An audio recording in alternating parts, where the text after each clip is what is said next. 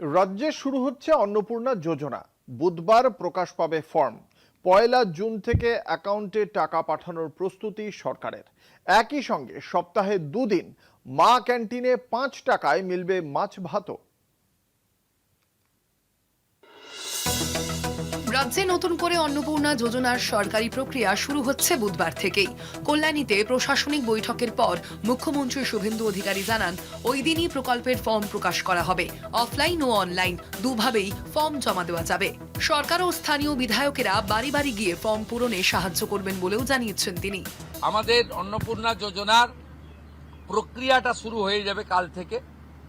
যেমন যেমন form fill up হবে তেমন তেমন 3,000 টাকা ট্রান্সফারও শুরু হয়ে যাবে।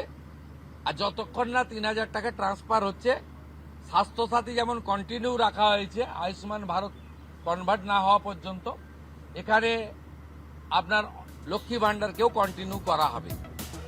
সরকারি সূত্রে খবর, আগামী 1 জুন থেকে উপভোক্তাদের ব্যাংক অ্যাকাউন্টে টাকা পাঠানো শুরু হতে পারে।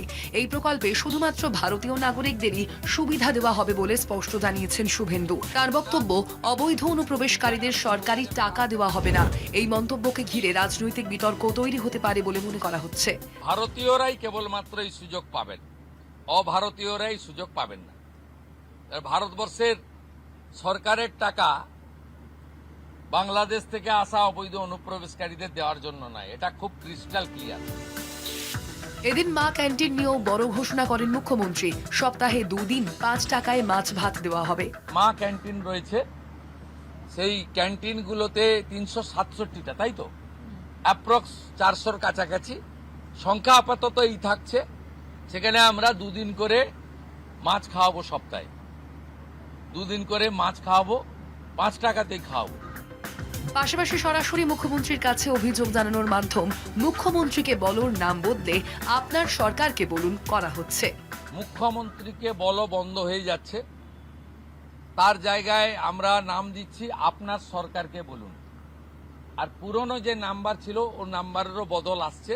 এই সংক্রান্ত বিস্তারিত যেদিন আমরা লঞ্চ করব সেই দিন আপনাদেরকে নাম্বার জানাবো। নামটা আমি আজকেই জানিয়ে দিলাম।